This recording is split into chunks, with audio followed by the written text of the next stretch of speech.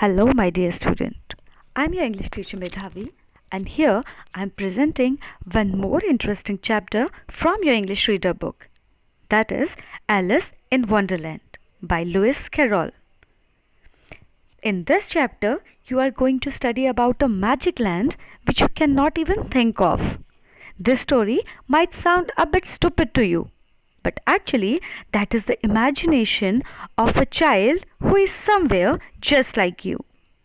I know sometimes when you sit on your bed or you're in a study table with your books open, you actually don't study that time. You are thinking of a wonderland where the animals talk, the birds carry fruits and chocolates, and where the rivers are filled with chocolate syrup. Alice is somewhere like you.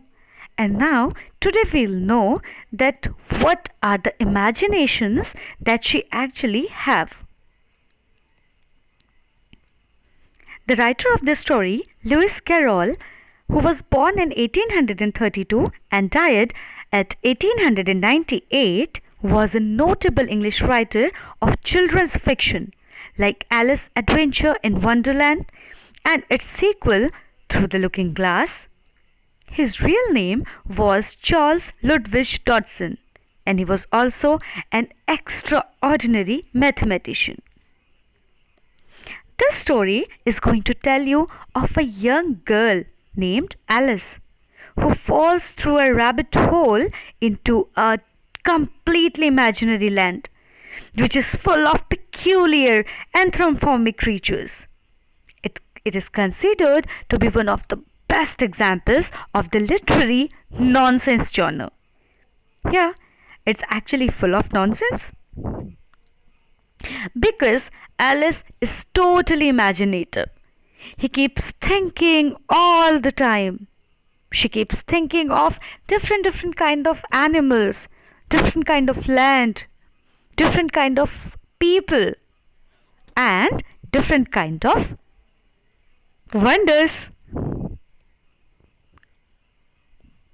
One summer day, Alice and her kitten Dinah were sitting on the branches of a tree. Down below, her sister was reading aloud from a history book. But Alice wasn't listening. She was dreaming of a world where cats and rabbits wore clothes and lived in little houses. She picked up Dinah and climbed down from the tree. Just then, a white rabbit came scuttling along. He was clutching a large watch. The white rabbit looked at his watch as he ran past Alice, muttering, "I'm late! I'm late!" "How curious!" gasped Alice. "What could a rabbit possibly be late for?" "Please," she cried, "wait for me."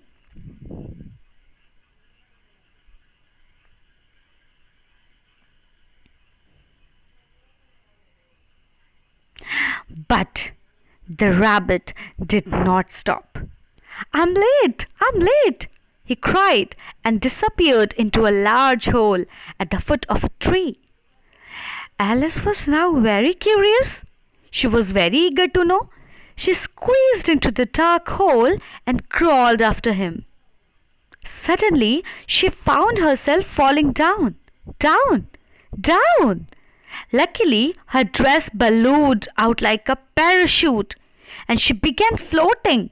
She looked around and saw that there were all kinds of strange pictures and furniture hanging on the walls of the tunnel. At last, Alice reached the bottom. The white rabbit was just disappearing round the corner at the end of a very long corridor. "Wait!" cried Alice, chasing after him. At the end of the corridor was a tiny door. Alice tried the doorknob. "Eek!" cried a voice. The doorknob was speaking. "I'm looking for the white rabbit," said Alice. "Please let me through." "Sorry, you're too big," replied the doorknob. "Try the bottle on the table over there." Alice looked around and saw the bottle labeled "Drink Me." Alice tasted a little. Soon she finished every drop. Suddenly, Alice began to shrink. Soon she became so tiny that she was able to get through the little door. On the other side of the door, Alice found herself on the edge of a large forest. She saw the white rabbit through the trees in the distance. She started to run after him, but suddenly her way was blocked by two fat little men, Tweedledee and Tweedledum. "My name is Alice," said Alice. "I'm curious to know where the white rabbit is going."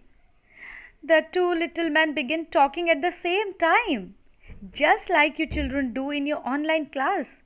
You start speaking all together, "Ma'am, ma'am, ma'am, ma'am." Alice couldn't understand what they were saying, same as your teachers can't understand. So she decided to set off in another direction. Soon she came to a little house.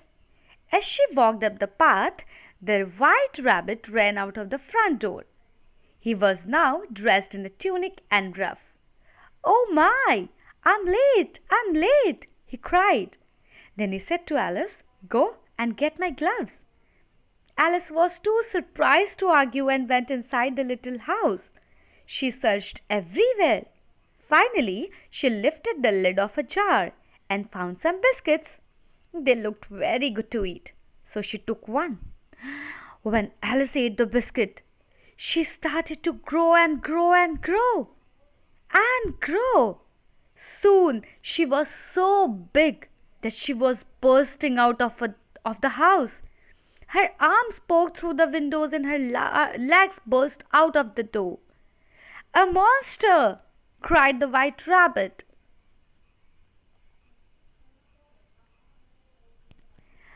"Perhaps if I find something else to eat," said Alice, "it will make me small again." She stretched out her hand and pulled up a carrot from the garden. When she ate it, she began to shrink.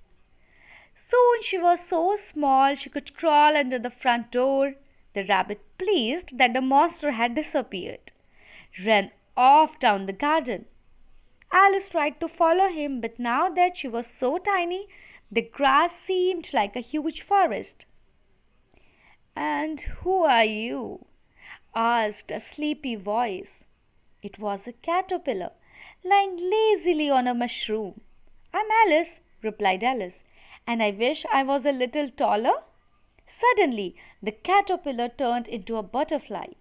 "I can help," said the butterfly, pointing at the mushroom. "One side of this will make you taller. The other side will make you shorter." Then the butterfly fluttered away. Alice looked at the mushroom, trying to decide which side would make her taller.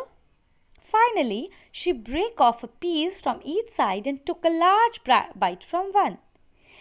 Luckily, she had chosen the correct piece and was soon back to her normal height. She dropped the piece of mushroom into her pocket. So, now let's think. Imagine you are in place of Alice. List out the strange things you found in the Wonderland. This picture might help you. That's it for today, my children.